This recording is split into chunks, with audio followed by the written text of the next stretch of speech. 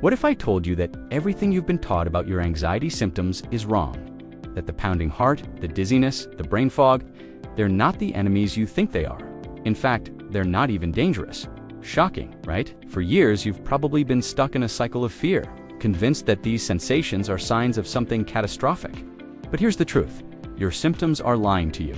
They're just misunderstood signals from a nervous system that's been working overtime to protect you. Think about it. How many times have you felt trapped in survival mode, hyper-aware of every little sensation in your body? It's exhausting, isn't it? But here's the kicker. The harder you try to fight these symptoms, the louder they get. Why?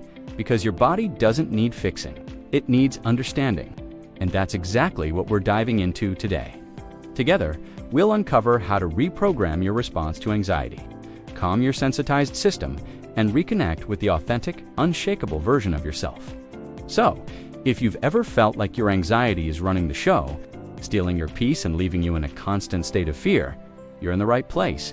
By the end of this, you'll not only understand the truth about your symptoms, but also have practical tools to start healing, ready to take back control. Have you ever felt your heart race out of nowhere? Or a sudden wave of dizziness that made you question your health? These are what we call perceived danger symptoms. They're harmless bodily sensations, like muscle twitching or brain fog, that your brain mistakenly flags as life-threatening.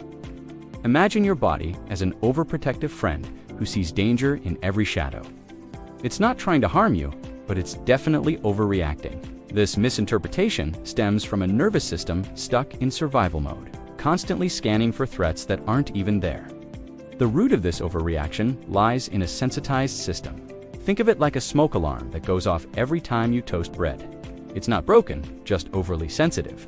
When your body stays in this heightened state, even the smallest sensations, like a flutter in your chest or a tingle in your fingers, can feel overwhelming. These symptoms often lead to fear, which only amplifies the cycle. For example, someone experiencing chronic dizziness might avoid standing up quickly, convinced it's dangerous, when in reality, it's just their nervous system playing tricks. But here's the thing. These symptoms aren't the enemy. They're like a misunderstood language your body is speaking, trying to get your attention. Instead of fighting them, what if you could learn to listen? What if you could see them as signals, not threats? This opens the door to a deeper understanding of how your body works, and why it's time to explore the role of your sensitized nervous system. Picture your nervous system as a security guard who's had way too much coffee, always on edge, always ready to sound the alarm. When it's sensitized, it stays in a state of high alert, misinterpreting harmless sensations as potential threats. This constant activation is what keeps you stuck in survival mode, making everyday experiences feel overwhelming. For instance, a simple bodily sensation like a racing heart after climbing stairs might feel like a full-blown emergency. Even though it's just your body doing its job, the real challenge here is that fear feeds the cycle. When you're afraid of your symptoms, your nervous system doubles down, interpreting that fear as proof of danger. It's like pouring gasoline on a fire. It only makes things worse. This is why so many people feel trapped, unable to break free from the loop of anxiety. But here's the good news. This cycle isn't permanent. With the right strategies, you can begin to rewire how your brain and body respond to these sensations. Reversing this pattern starts with reprogramming your response to symptoms. It's about teaching your brain that these sensations aren't dangerous, just misunderstood. Imagine treating your symptoms like a scared child. Calm them, reassure them, and show them they're safe. This process takes time, but every small step brings you closer to breaking free from the grip of a sensitized system. And that's where the magic of reprogramming perception begins. What if the way you see your symptoms could change everything? Reprogramming your perception starts with a simple yet powerful shift. Recognizing that your symptoms aren't dangerous, they're just misunderstood. Think of them as a false alarm, like your phone buzzing with a spam notification. Instead of panicking, you can train yourself to pause, breathe, and remind your brain that these sensations are harmless. This shift in interpretation is the first step toward breaking the fear symptom cycle. One effective strategy is to approach your symptoms with curiosity instead of fear. For example, if you feel your heart racing, instead of thinking, "What's wrong with me?" try asking, "What is my body trying to tell me?"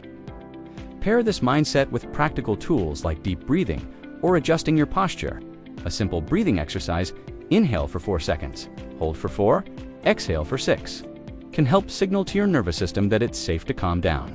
Small actions like these can rewire your brain's response over time. The key is to treat your symptoms with compassion, not resistance. Imagine they're like a friend who's overreacting. They don't need you to argue with them, just to reassure them. By staying calm and present, you're teaching your brain that these sensations don't need to be feared. And as this reprogramming takes root, you'll find yourself feeling more in control, ready to explore deeper strategies for managing anxiety with self-compassion and acceptance. Dealing with anxiety isn't about fighting it, it's about befriending it. Imagine your symptoms as an overly cautious companion, constantly warning you about dangers that don't exist. Instead of pushing them away, what if you treated them like a friend in need? When you feel that wave of fear or discomfort, try saying to yourself, "It's okay, I know you're trying to protect me." This approach of self-compassion can be a game changer, helping you calm down instead of spiraling further into panic. Creating a sense of safety is another powerful strategy. Start by building an environment, both internally and externally, that feels secure. This could mean setting boundaries with people who drain your energy or creating a calming bedtime routine to signal your body it's time to relax. Internally, focus on grounding techniques like placing your feet flat on the floor and noticing the sensations in your body. These small actions remind your nervous system that there's no real danger, allowing it to step out of survival mode. It's important to remember that progress is gradual. Anxiety doesn't vanish overnight, and there may be moments when symptoms feel stronger before they weaken. Think of it like a storm clearing the air. It can feel intense, but it's part of the process. By practicing patience and acceptance, you're giving yourself the space to heal. And as you embrace these strategies, you'll start noticing how they open the door to reconnecting with your authentic self. Your symptoms aren't just random, they're messages. They're your body's way of saying, "Hey, something isn't working here often."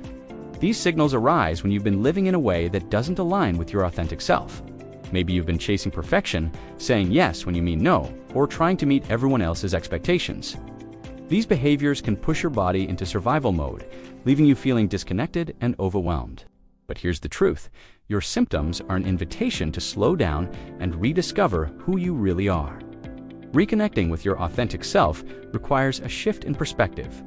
Instead of seeing your symptoms as problems to fix, view them as guides leading you back to balance. For example, if you're constantly feeling drained, ask yourself, "Am I overcommitting to things that don't serve me?" Or, if you're experiencing brain fog, consider whether you've been ignoring your need for rest.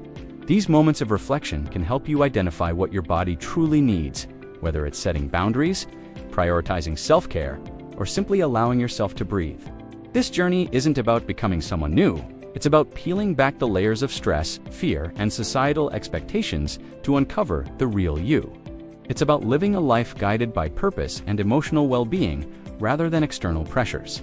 And as you begin to embrace this transformation, you'll notice how your symptoms start to quiet down, making space for the next step. Understanding the stages of recovery and how to navigate them with grace. If you're struggling with anxiety, here's something you need to hear. You're not alone in this. It's easy to feel isolated when your symptoms take over, but there's a whole community of people who understand exactly what you're going through. Recovery isn't about being perfect or fixing yourself. It's about learning to live with compassion for your journey. Imagine someone telling you, "It's okay to take your time. You're doing better than you think." That's the kind of support you deserve, and it's out there waiting for you. Sharing your experience can be a powerful part of the healing process. When you open up about your struggles, you not only lighten your own burden, but also inspire others to do the same. Whether it's leaving a comment, joining a support group, or simply talking to a friend. These connections remind you that healing is a shared journey. And who knows, your story might be the encouragement someone else needs to take their first step toward recovery.